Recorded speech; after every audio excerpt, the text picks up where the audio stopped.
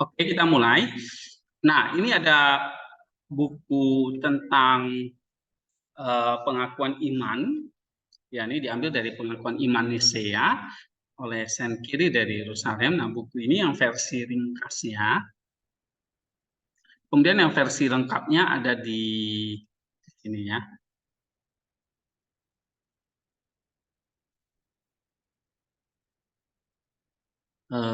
Mana tadi saya udah buka ya.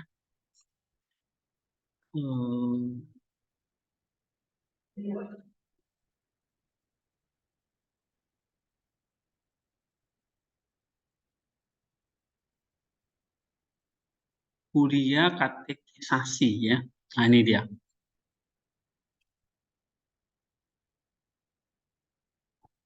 Oke, ini versi yang lengkapnya. Nah, kita nanti mau baca yang versi lengkapnya nih ya. Nah, tetapi secara ringkas, ini udah pernah saya ajarin ya semester lalu. Pengakuan iman Nisea, masih ingat nggak?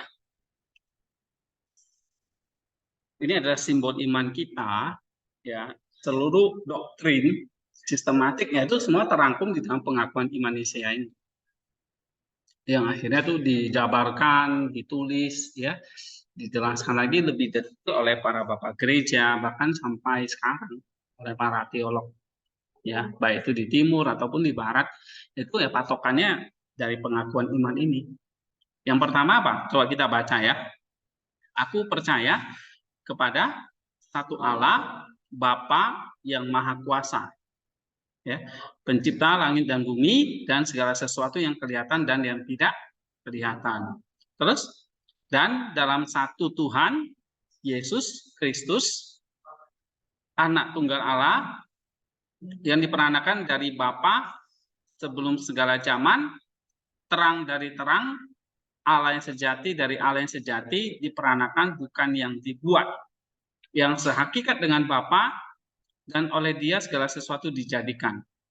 Demi kita dan demi keselamatan kita, Dia telah turun dari surga dan berinkarnasi dari Roh Kudus dan perawan Maria. Dan menjadi manusia, Dia disalibkan juga untuk kita di bawah pemerintahan Pontius Pilatus dan menderita dan dikuburkan. Dia bangkit kembali pada hari ketiga sesuai dengan kitab suci dan naik ke surga dan duduk di sebelah kanan Bapa. Dia akan datang kembali dalam kemuliaan untuk menghakimi orang yang hidup dan yang mati, dan kerajaannya tidak akan berkesudahan. Nah, itu kepada Kristus ya. Nah, sekarang kepada Roh Kudus dan di dalam, coba kalian baca.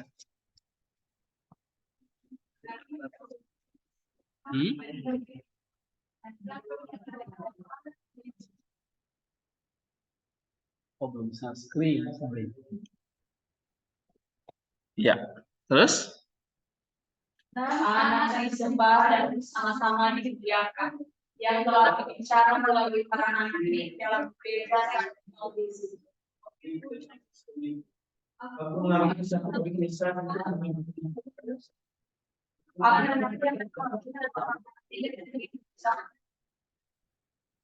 Iya. Coba kita baca selengkapnya ya, sama-sama pengakuan iman kita ini. Aku percaya. 1, 2, 3. Aku percaya.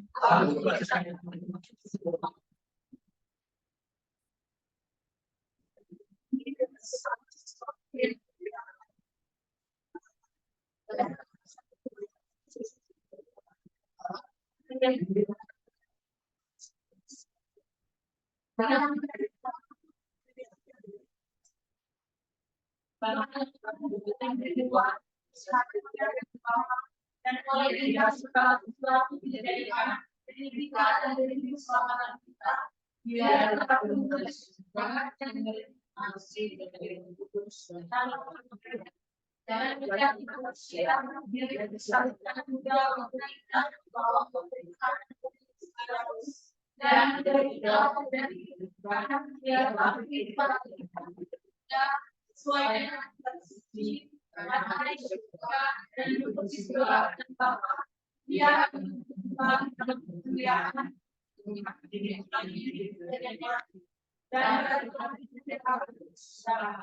Iya. Terus?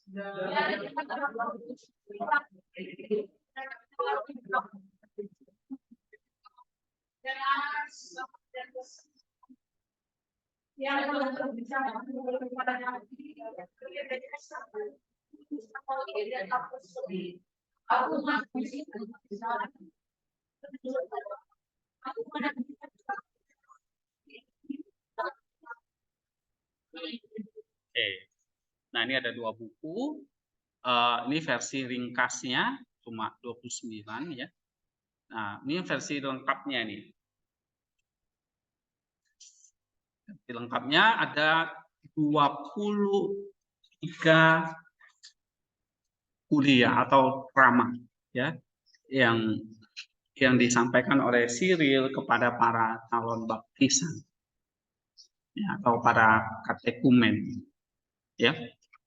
Nah, kita coba baca dulu pendahuluannya sebelum kita bahas isinya ya. Kenapa kita perlu belajar tentang doktrin atau pengakuan iman ini. Iman kita, kalau tadi kita baca di dalam pengakuan iman Indonesia itu ada berapa poin penting kepada Allah, ya kan? Yaitu Bapa, kepada Tuhan, yaitu Yesus Kristus, kepada Tuhan lagi, yaitu Roh Kudus. Setelah itu apa? Pada gerejanya. Terus dan akhir zaman. Nah, itu. Ya. Jadi kepada Roh Kudus, kemudian kepada gerejanya, lalu kepada akhir zaman. Ya, kepada gerejanya ya termasuk di sini ya. Ada baptisan, pengampunan dosa ya. Ya, ini masalah spiritual. Nah, kalau kemarin kita misalnya bahas dari John Damaskus, ya kita sudah bahas tentang Allah, benar ya? Terus penciptaan. Terus kita udah sampai ke anak tunggal Allah itu tentang Kristus. Ya, kemudian dari where kita bahas tentang keselamatan. Keselamatan ini tadi dia berinkarnasi menjadi manusia, disalibkan, menderita, dikuburkan, bangkit lagi pada hari ketiga. Ya, ini tentang keselamatan.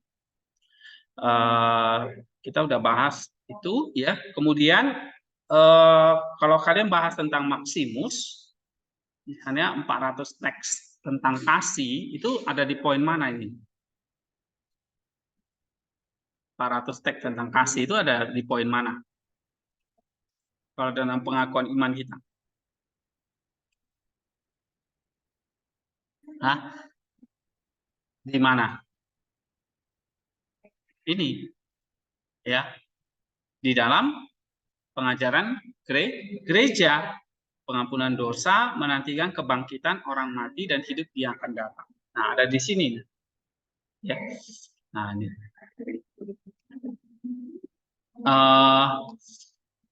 Ya, ini banyak bahas tentang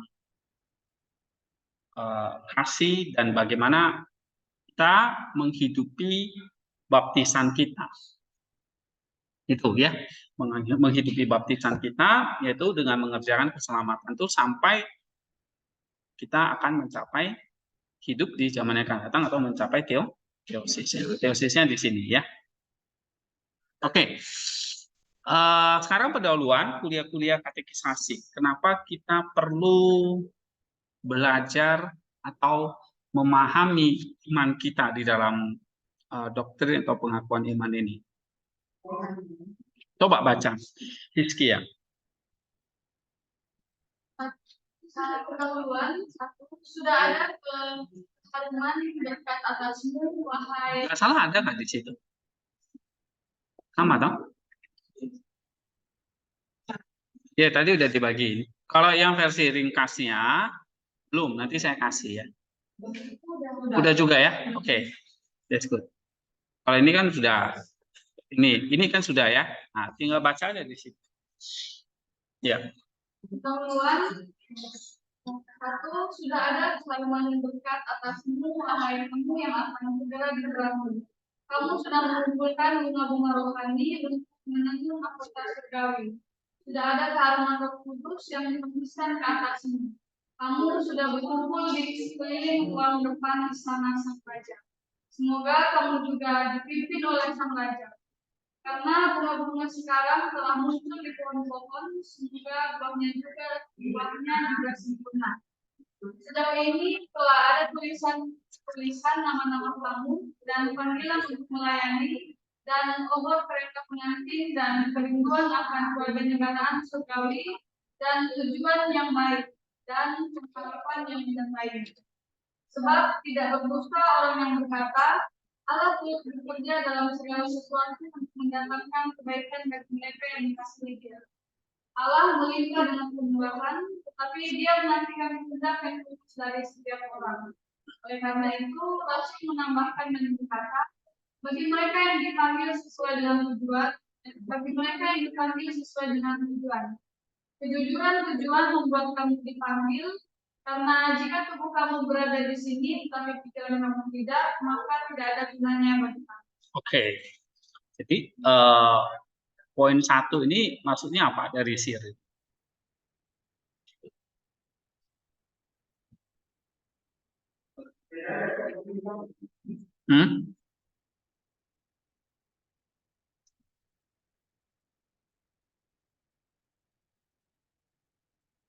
Ya, maksudnya ini berkat keselamatan itu sudah ada, ya, yang dikerjakan oleh Kristus. Ya, Allah melimpah dengan kemurahan, Allah bekerja dalam segala sesuatu. Nah, sekarang tinggal kita ini, apakah kita mau datang meresponi panggilan Allah itu, ya kan? Nah, jadi kalau kita belajar tentang apa yang sudah dikerjakan oleh Kristus, itu adalah satu keistimewaan. Karena nggak semua orang diberi kesempatan atau diberi keharuman gitu ya, diberi terang atau diberi apa di sini bunga-bunga rohani, mahkota surgawi, ya kan? Nah, jadi ada sebuah apa ya? Kita belajar ini ada sebuah kebanggaan bahwa ya kita bersyukur ya, kita bisa belajar tentang Allah, tentang karya Allah, tentang Sang Raja itu, ya kira-kira gitu maksudnya. Nah, misalnya kalimat yang menarik apa di situ? Allah melimpah dengan kemurahan, tetapi Dia menantikan kehendak yang tulus dari setiap orang. Nah, itu. Bagi mereka yang dipanggil sesuai dengan tujuan, ya datang. Ya, atau dipanggil untuk melayani, ya kita melayani. Ya. Oke. Yang kedua, coba baca nota tema, nota. Nota ada? Ini hilang lagi nota. Inilah manner. Nanti ganti-gantian semua dapat. Bahkan Simon Magus pun pernah datang ke lapor. Ia gratis, tetapi ia tidak diterangi. Dan meskipun ia mencelupkan ibunya ke dalam air, ia tidak diterangi oleh roh. Tubuhnya turun dan naik, tetapi jiwanya tidak dikuburkan dengan Kristus dan tidak dibangkitkan dengan Dia. Sekarang aku menceritakan tentang kejatuhan orang-orang supaya kamu juga jangan jatuh. Karena hal itu telah menimpa mereka sebagai contoh, dan semuanya itu telah dituliskan untuk memberi peringatan kepada orang-orang yang sampai sekarang masih mendekat. Janganlah ada di antara kamu yang mencobai kasih karunia-Nya, supaya jangan ada akar kepahitan yang tumbuh dan menyusahkan kamu. Janganlah ada di antara kamu yang masuk sambil berkata, mari kita lihat apa yang dilakukan oleh orang-orang yang setia. Jikalau aku masuk dan melihat, supaya aku tahu apa yang sedang dilakukan. Apakah kamu berharap untuk melihat, tetapi tidak berharap untuk dilihat? Apakah kamu berpikir bahwa ketika kamu mencari tahu apa yang sedang terjadi, Allah tidak sedang menyelidiki hati kamu? Oke. Nah, apa yang dimaksud oleh Cyril di sini? Nah, belajar teologi ini butuh diterangi oleh Roh Kudus. kamu tahu cerita tentang Simon penyihir ya kan di dalam Kisah Rasul itu. Nah, walaupun dia sudah dibaptis, tetapi ia tidak diterangi dan akhirnya dia memang tidak mengerti ya tentang Allah itu. Nah, Simon Markus ini ia tidak diterangi Roh Kudus, tubuhnya turun dan naik, tapi jiwanya tidak dikuburkan dengan Kristus, tidak dibangkitkan dengan Dia. Ya. Nah, kalau kamu di sini memahami apa? Jadi belajar tentang Kristus itu bukan kayak kita hanya belajar ilmu-ilmu yang lain gitu ya. Tetapi ini adalah bagaimana kita bisa diterangi. Diterangi itu artinya apa di sini?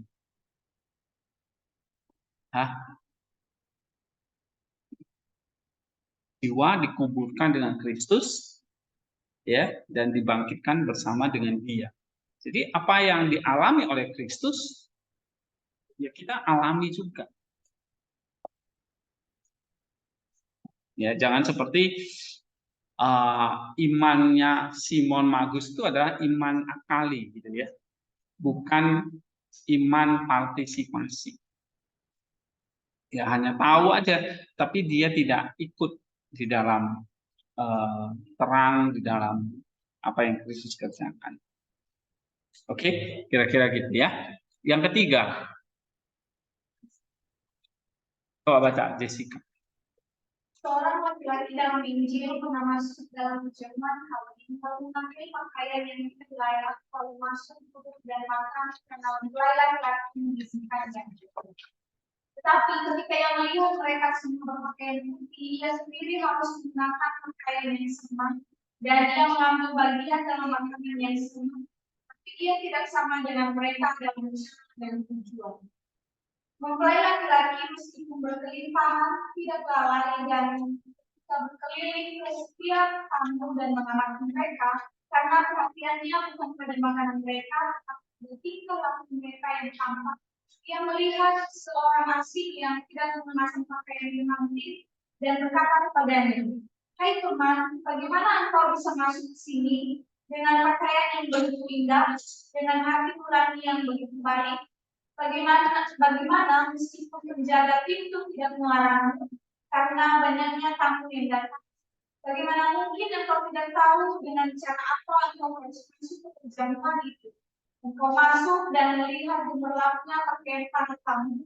Bukankah seharusnya engkau diajar melihat oleh apa yang ada di depan matamu? Bukankah seharusnya kamu keluar pada waktu yang tepat supaya kami dapat masuk pada waktu yang tepat lagi? Tapi sekarang kami masuk pada waktu yang tidak tepat, diusir pada waktu yang tidak tepat. Maka ia memerintahkan para pelayan, ikatlah kakinya yang dengan berani menerobos masuk dan ikatlah tangannya yang tidak tahu bagaimana mengenakan pakaian yang kerap padanya. Dan campakkanlah dia ke dalam kegelapan yang paling gelap, karena ia tidak layak menerima obor pesta. Kamu lihat apa yang terjadi pada orang itu, jagalah kondisi kamu sendiri. Iya. Oke, apa yang dimaksud sirah di sini? Tadi kita belajar teologi, kita perlu diterangi ya oleh Roh Kudus. Oke, jangan sampai seperti Simon si penyihir atau Simon Magus. Nah, yang ketiga, sama lagi cerita tentang apa ini?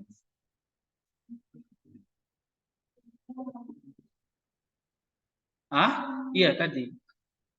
Ya, seperti ibarat kita masuk dalam perjamuan kawin, ya kita juga berpakaian yang sesuai dengan perjamuan itu, berpakaian pesta. Nah, berpakaian pesta itu artinya apa di sini?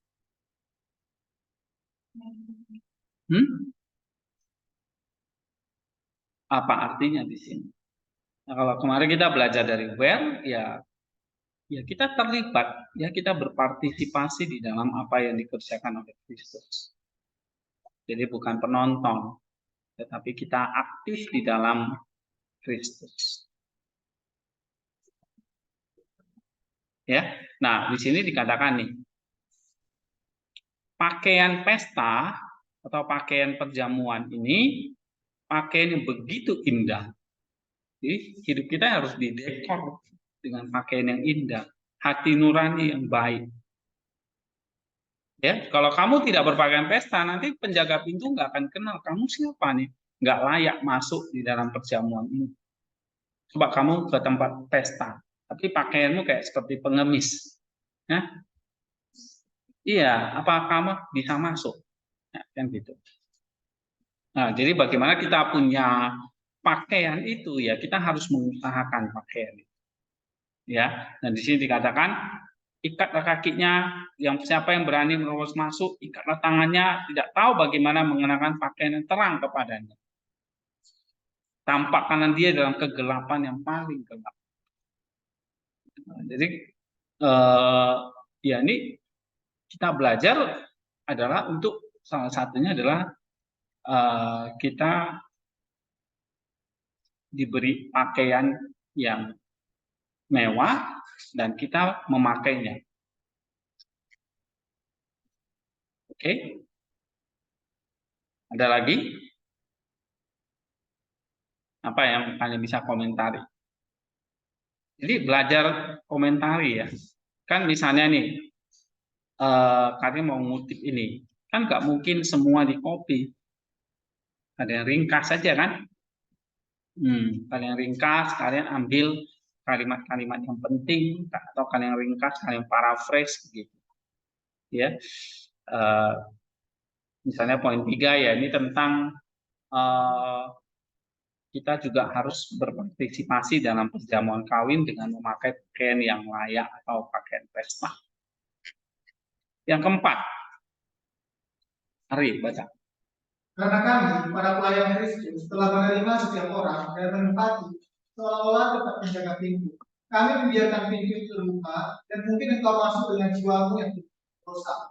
Dan dengan kehendak yang cemar, engkau telah masuk dan diizinkan. Namamu telah tertulis, katakan padaku, apakah engkau melihat konstitusi gereja yang terbaru ini? Apakah engkau melihat tantangan dan disiplinnya, pembacaan kitab suci, kehadiran orang-orang yang menghabiskan jalannya pengajaran? Jadilah malu di tempat itu dan diajar oleh apa yang kau lihat. Keluarlah pada waktu yang tepat sekarang dan masuklah pada waktu yang tepat hari. Jika gaya jiwamu adalah ketamakan, pakailah gaya yang lain dari sesuatu.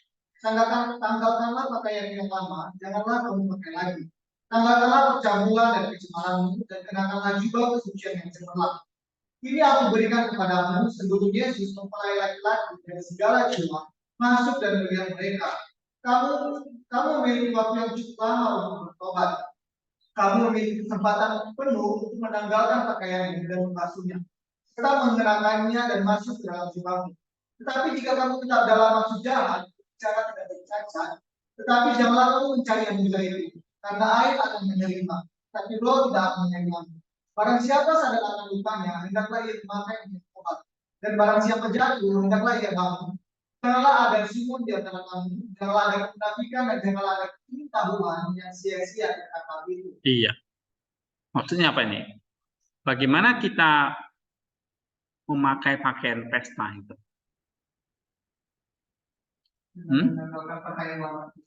Menanggalkan pakaian lama, ya, tanggalkanlah segala dosa, kenakanlah jubah kesucian, ya, dan kita diberi waktu untuk itu, ya, waktu untuk bertobat,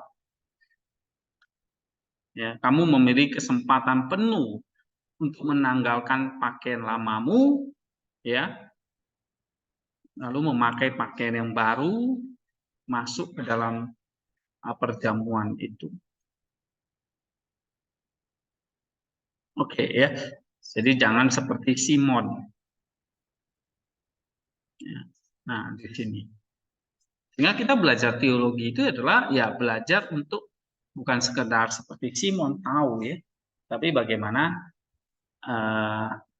belajar teologi itu adalah untuk kita memakai pakaian yang suci.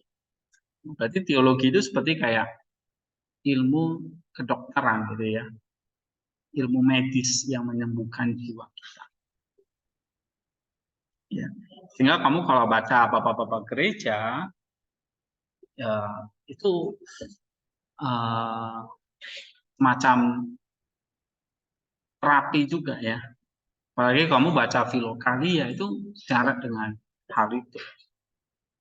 Ya, misalnya dia katakan di sini ya, barang siapa sadar akan lukanya, hendaklah ia memakai minyak gosok, maksudnya obat. Barang siapa jatuh, hendaklah ia bangun. Nah, ya kan perkataan seperti ini kita mesti pikirkan. Janganlah ada Simon di antara kamu, janganlah ada kemunafikan, dan janganlah ada pengetahuan yang sia-sia tentang hal itu. Oke. Coba baca lagi. Generasi. Mungkin juga kamu datang dengan dalih lain. Mungkin saja seorang laki-laki ingin membayar pengadilan kepada seorang dan datang ke sini dan alasan itu. Zaman ini berlaku juga untuk perempuan pada kalian. Orang budak juga mungkin ingin menyenangkan suami dan seorang teman kepada temannya. Aku menerima umpan ini sebagai kain yang kamu datang dengan maksud, tapi sebagai orang yang akan diselamatkan oleh pemerakan yang baik. Mungkin kamu tidak tahu kemana kamu datang.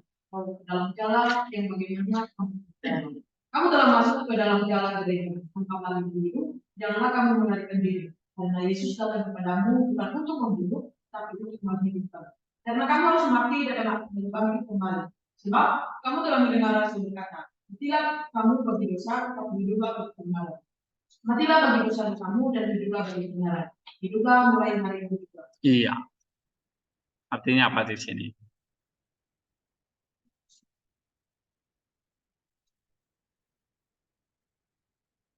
Nah, kalau kita udah masuk di dalam skala gereja, tangkaplah hidup-hidup, janganlah kamu melarikan diri, karena Yesus datang kepadamu bukan untuk membunuh, tetapi untuk menghidupkan.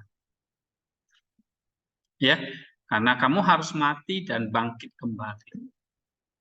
Mati bagi dosa, bangkit bagi agama.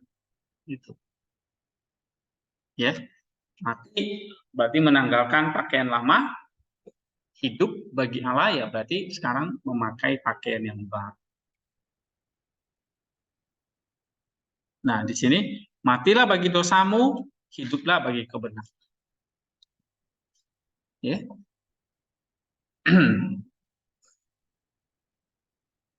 Mana lagi poin penting?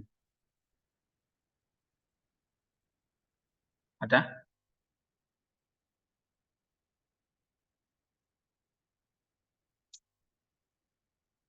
Nggak ada. Oke, yang keenam, coba Krisman. Ini adalah berdoa kepadamu betapa besar martabat yang dianugerahkan Yesus kepadamu untuk dipakai sebagai orang berdokumen. Sementara firman bagaimana kita dari luar mendengar tentang pengharapan, tetapi tidak belum mengetahuinya, mendengar saksian, tetapi tidak memahaminya, mendengar kitab suci, tetapi tidak mengetahui ke dalamnya. Kemah itu tidak lagi seperti dirimu, tetapi di dalam dirimu karena roh yang terdiam di dalam kamu akan menjadikan pikiranmu sebagai baik Allah. Apabila kamu telah mendengar apa yang nasihat itu, yang tidak kamu tahu dan janganlah kamu menyangka bahwa kamu menerima sesuatu yang kecil. Sekalipun kamu seorang yang hina, kamu telah menerima salah satu dari Tuhan Allah. Dengarkanlah perkataan Rasul Paulus. Apa itu setia? Dengarlah ayat ini dalam kitab suci yang mengatakan Allah itu setia dan adil. Menyebabkan aku ini Mazmur, karena manusia akan menerima belas Allah bicara demikian dalam pribadi Allah. Aku berkata, kamu adalah Allah dan kamu semua adalah yang tinggi. Tetapi berhati-hatilah supaya jangan kamu mendapat belas orang yang setia, tetapi dengan orang yang tidak setia, kamu telah memasuki suatu perlombaan dalam perlombaan. Kesempatan lain yang demikian tidak dapat kamu peroleh. Sekamu menyatakan pernikahanmu sudah dekat, tidakkah kamu akan memperbaiki semua yang lain? Dan bersiap-siap untuk pesta itu, dan pada malam menyerah jiwamu kepada mempelai pria surgawi. Tidakkah kamu akan berhenti dari perkara-perkara duniawi supaya kamu dapat memenangkan perkara-perkara rohani? Oke. Tentang apa ini?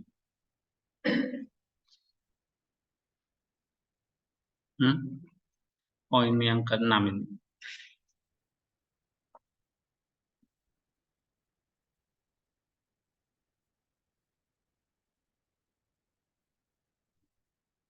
Lihat apa yang roh itu sudah kerjakan. Karena dia berdiam di dalam kamu. Ya, atau kamu mendengar ajaran dari dia. Oke, janganlah kamu menyangka kamu menerima sesuatu yang kecil atau sesuatu yang hina. Tapi kamu menerima salah satu dari gelar Allah. Nah, oke, kesempatan belajar misalnya seperti ini ya, dia bilang, Siri bilang, ini bukan sesuatu yang kecil. Ya, ini adalah kesempatan kamu untuk menjadi seperti dia, anak-anak Allah yang maha tinggi. Nah, kamu memasuki satu perlombaan.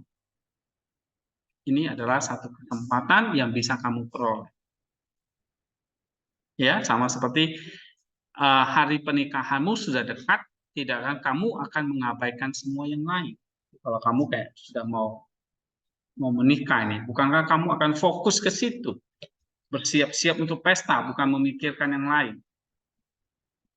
Nah, begitu juga pada malam penyerahan jiwamu kepada mempelai pria surgawi, tidakkah kamu akan berhenti dari perkara duniawi supaya kamu dapat memenangkan perkara rohani? Jadi dia mengajak kita, seandainya ya kita selalu berpikirkan kita ada di dalam pesta, ya, atau apa? Kita hendak menikah, bukankah kita bersiap untuk pesta itu?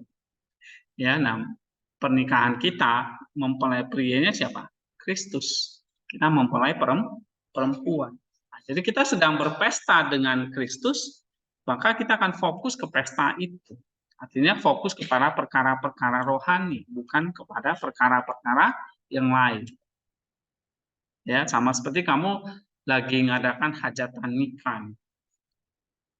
Ya, nah, kamu akan fokus ke pernikahanmu, bukan ke hal-hal yang lain. Yang demikian juga kehidupan rohani itu seperti itu. Oke, yang ketujuh, coba baca, Fitri. Kita tidak boleh menerima baptisan 2 kali atau 3 kali. Jika tidak, kita akan berkata, meskipun aku telah gagal sekali, aku akan memperbaikinya untuk kedua kalinya. Sedangkan jika kamu gagal sekali, hal itu tidak dapat diperbaiki karena ada satu Tuhan dan satu iman dan satu baptisan. Karena hanya orang-orang yang sesat yang dibaptis ulang, karena yang pertama tidak dibaptis. Iya, baptisan kita cuma satu. Ya, karena ya memang baptisan itu bukan pindah masuk keluar gereja terus dibaptis lagi gitu ya, bukan syarat diterima jadi anggota gereja, tetapi baptisan itu tadi adalah apa? Kita berpartisipasi dalam kematian dan kebangkitan Kristus. Nah, Tuhan datang, mati dan bangkit itu hanya sekali, ya maka baptisan kita juga hanya satu kali. Oke, coba baca lagi. Ya, ya. Nomor 8. Sebab Allah tidak menghendaki sesuatu yang lain dari kita kecuali maksud yang baik. Janganlah kamu berkata, bagaimanakah dosa-dosaku dihapuskan? Aku berkata kepadamu dengan kemauan sendiri, dengan percaya. Apakah yang lebih singkat dari ini? Tetapi kalau bibirmu mengatakan aku rela, tetapi hatimu berdiam diri, maka ia mengetahui isi hatimu dan ia menghakimi kamu. Berhentilah mulai hari ini dari segala perbuatan jahat. Janganlah lidahmu mengucapkan perkataan yang tidak senonoh, dan janganlah matamu mengkamu kepada dosa, dan janganlah engkau mengejar hal-hal yang tidak berguna. Oke, jelas ya. Yang 9. Hendaklah kakimu cepat-cepat pergi ke katekisasi, terimalah dengan sungguh-sungguh pengusiran setan. Apakah engkau dimengusi atau digusir? Tindakan ini adalah keselamatan bagimu. Misalkan kamu memiliki emas yang belum ditempa dan dipadukan bercampur dengan berbagai zat, tembaga, timah, besi, dan timah hitam. Kami ingin memiliki emasnya saja, dapatkah emas dimurnikan dari zat asing tanpa api? Demikian juga tanpa pengusiran setan. Jiwa tidak dapat dimurnikan dan pengusiran setan ini bersifat ilahi, yang dikumpulkan dari kitab suci ilahi. Wajahmu telah diselubungi supaya pikiranmu bebas, supaya mata yang mengembara itu tidak membuat hatimu mengembara juga. Tetapi jika matamu tertutup, telingamu tidak terhalang untuk menerima sarana keselamatan. Karena sama seperti mereka yang ahli dalam keahlian, Kamu dalam keahlian menghembuskan nafasnya ke dalam api dengan menggunakan alat-alat tertentu yang halus dan dengan meniupkan emas yang tersembunyi di dalam wadah. Mereka mengaduk-aduk nyala api di sekelilingnya dan dengan demikian mereka menemukan apa yang mereka cari.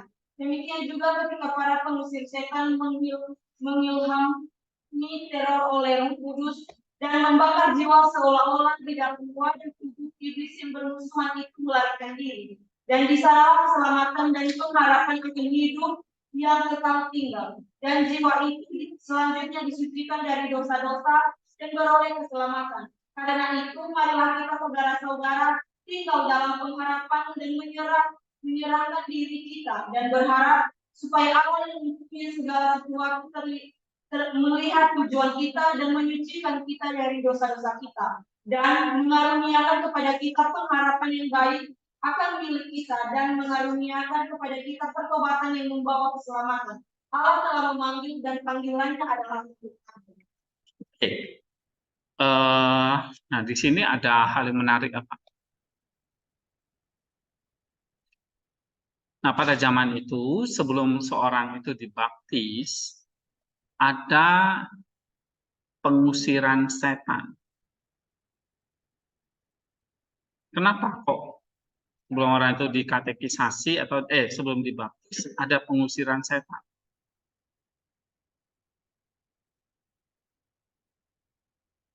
Tujuannya apa?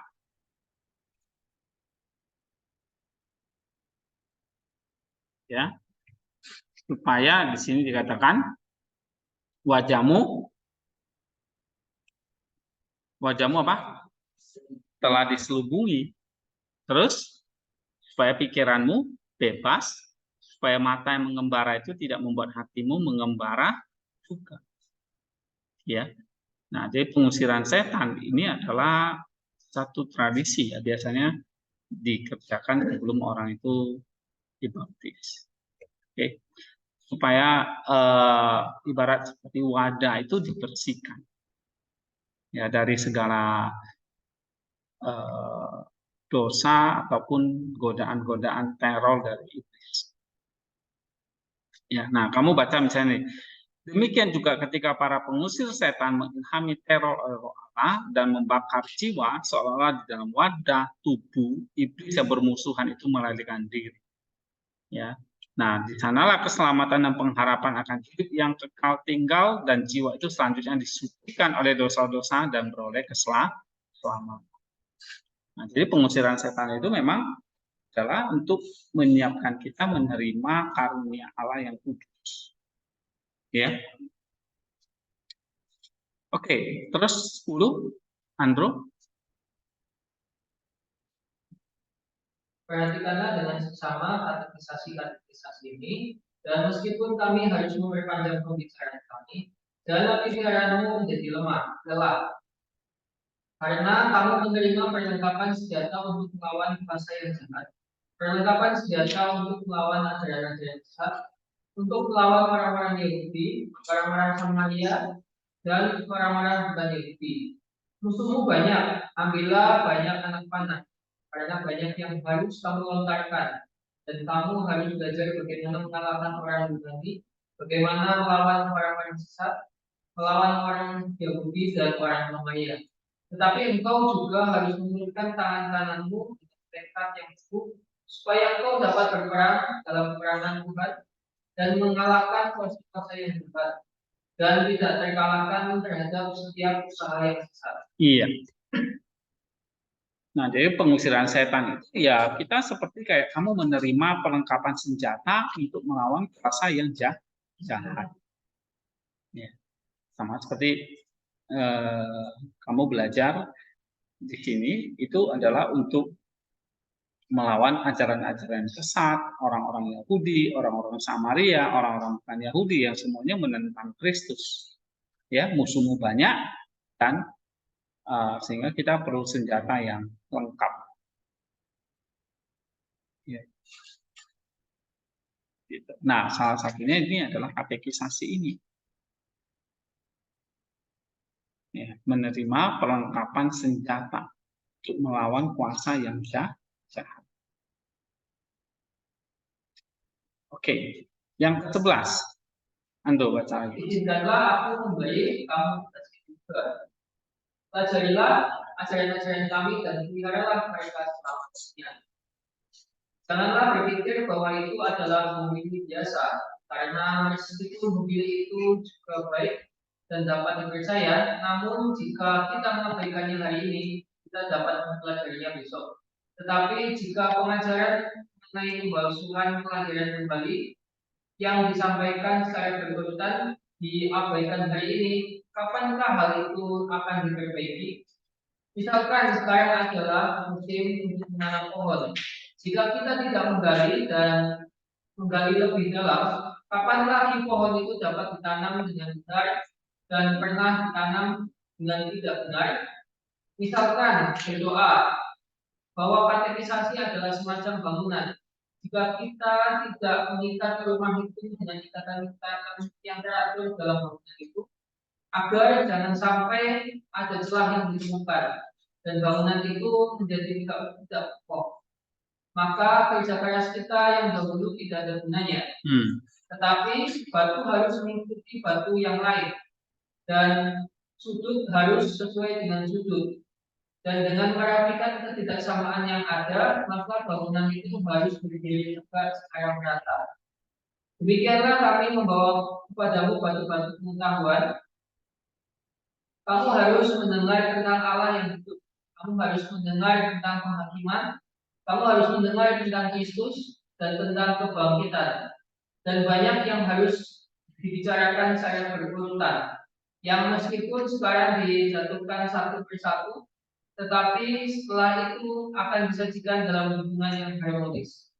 Tapi jikalau engkau tidak menyatukan semuanya itu dalam satu kesatuan yang utuh dan mengingat apa yang pertama dan apa yang kedua, maka seorang ahli bangunan boleh saja membangun, tetapi engkau akan mendapati bangunan itu tidak. Iya. Nah, katekisasi ini apa? Ini ibarat seperti apa?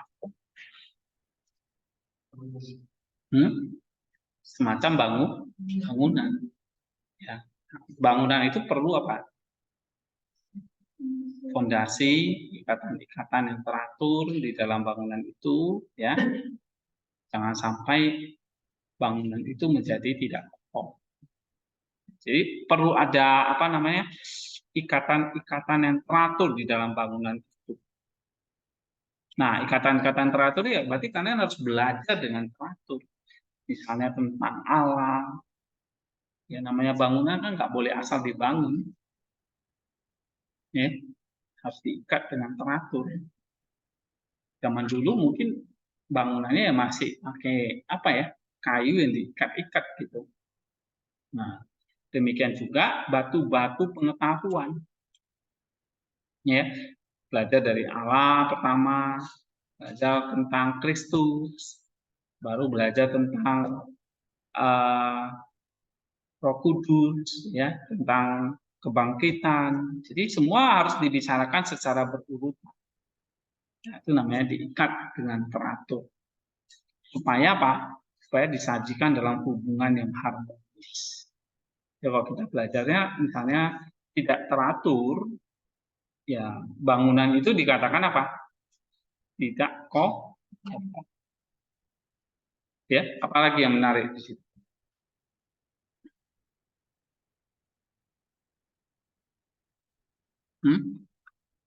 Ayo dari kalian.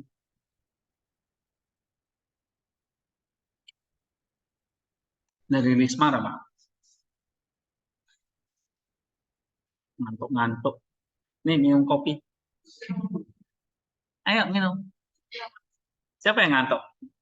Minum kopi. Hah? Ya, ini kopi saya nih.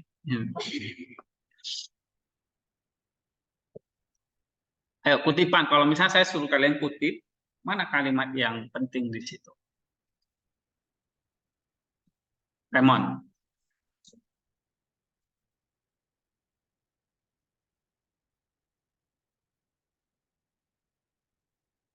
Hmm?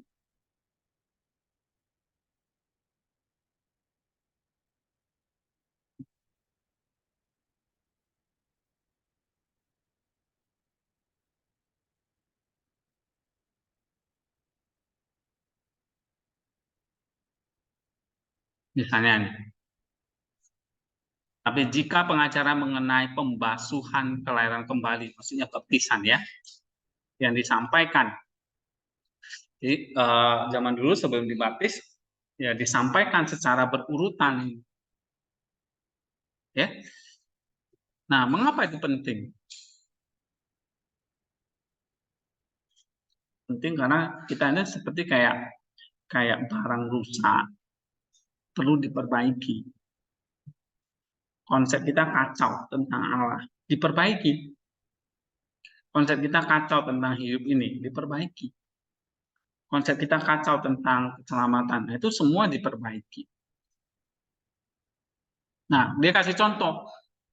Kalau sekarang adalah musim untuk menanam, kalau kita tidak menggali, kapan pohon itu mau ditanam dengan benar? Ya kan? Nah, kalau sekarang adalah waktu kita untuk membangun, ya.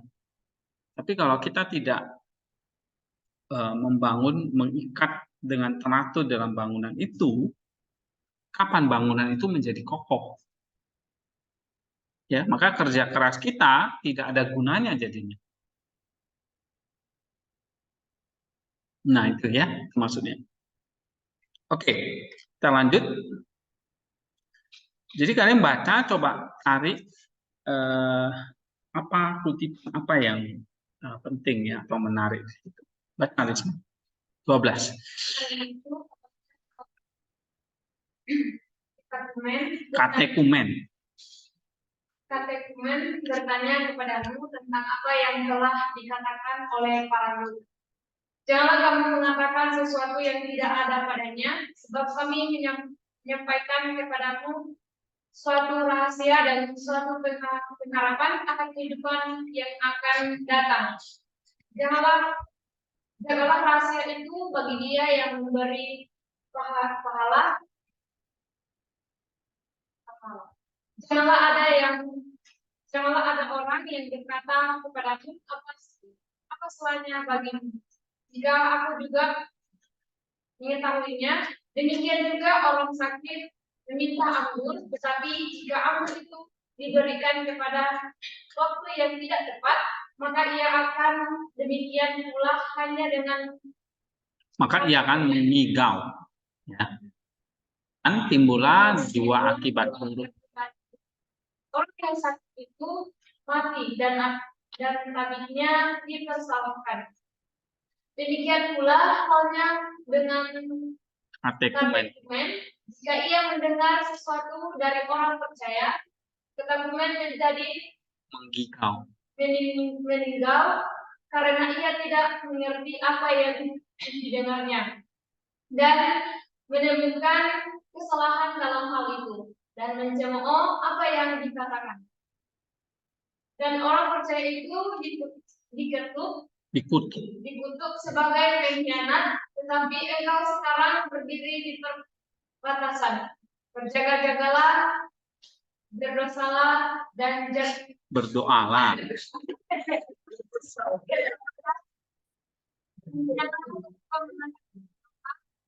Bukan karena apa yang dikatakan itu tidak layak dikatakan, tapi karena telingamu tidak layak untuk menerimanya. Engkau sendiri pernah menjadi seorang katekumen dan aku tidak menggambarkan apa yang ada di hadapannya. Ketika engkau telah belajar melalui pengalaman betapa tingginya hal-hal yang diajarkan oleh kami, maka engkau akan tahu bahwa para katekumen tidak layak untuk mendengarkannya. Iya, mendengarnya. Kamu baca, ada yang kamu tambah, ada yang kamu kurang. Ya. Oke, tentang apa ini?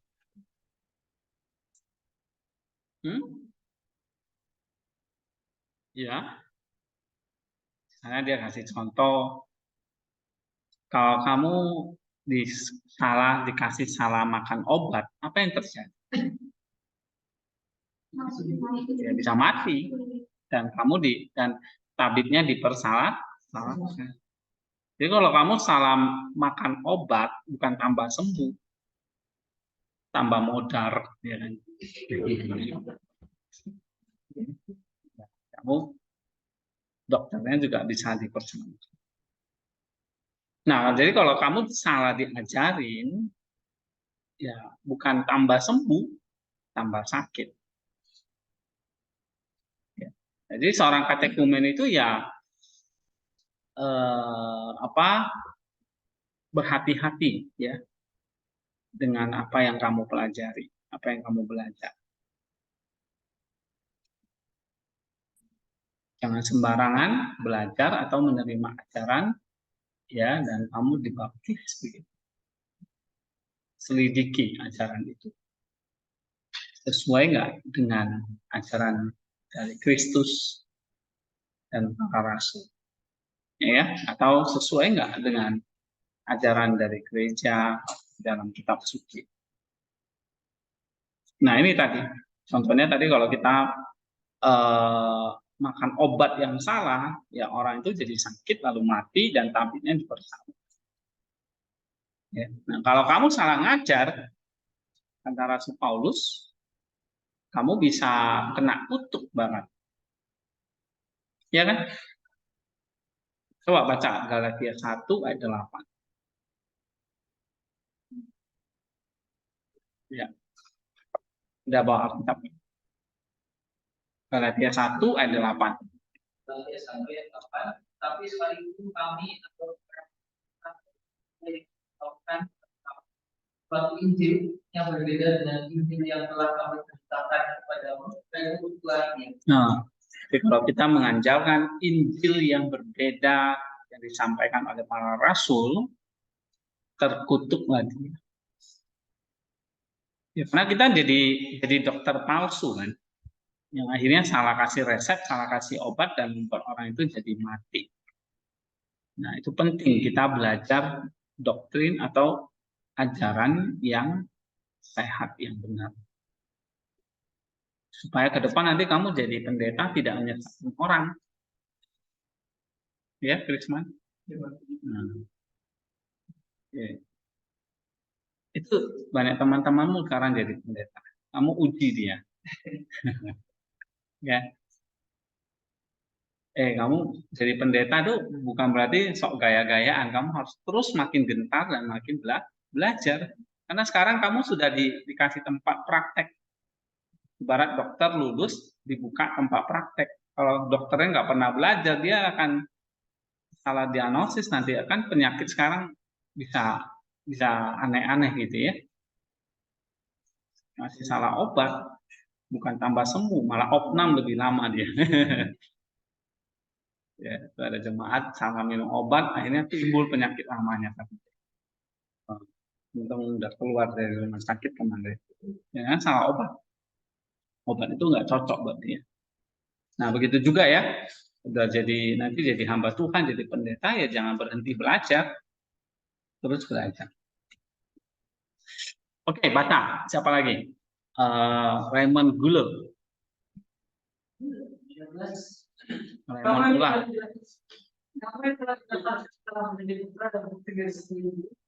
Apabila kamu telah masuk sebelum waktu pemusyawaratan setan, dengarlah masing-masing berbicara tentang Tuhan, dan jika ada yang tertentu kita hadir, jangan dia.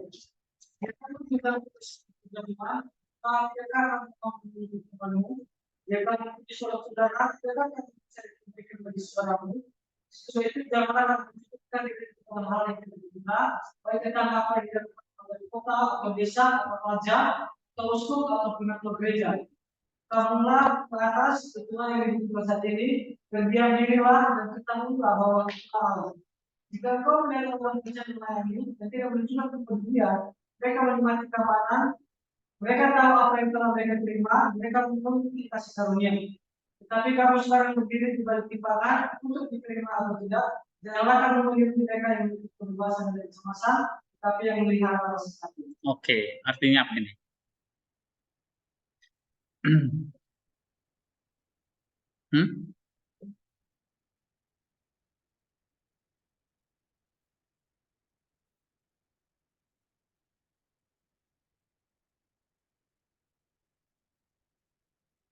Ya kalau kita misalnya ya menyibukkan diri pada hal-hal yang tidak berguna, ya, maka apa yang terjadi? Kita akan membuang waktu kita, ya kan? Di situ dikatakan, janganlah kamu menyibukkan dirimu dengan hal-hal yang tidak berguna. Ya, jadi kalau misalnya kita diajak untuk mau mengajar ini atau kita diajak untuk katekisasi, ini harus hati dengan teratur.